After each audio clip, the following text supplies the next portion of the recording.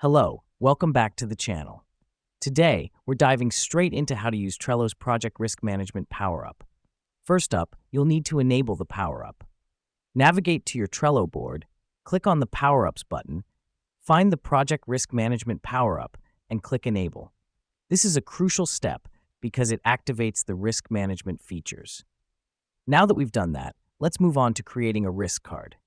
Click Add Card on your preferred list and write a brief title describing the risk. Click on Save, and then More and Risk Management.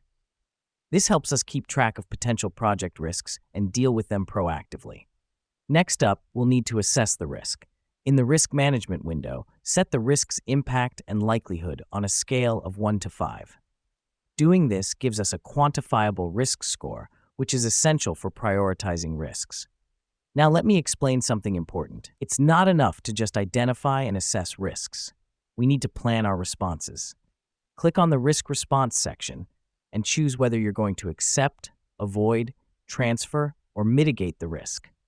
The reason we do this is to have a clear action plan for when the risk materializes.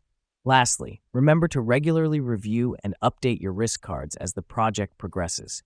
This helps us to adapt to changing circumstances and keep our risk management strategy up to date. And that's it. You now know how to use Trello's Project Risk Management Power-Up to effectively manage project risks.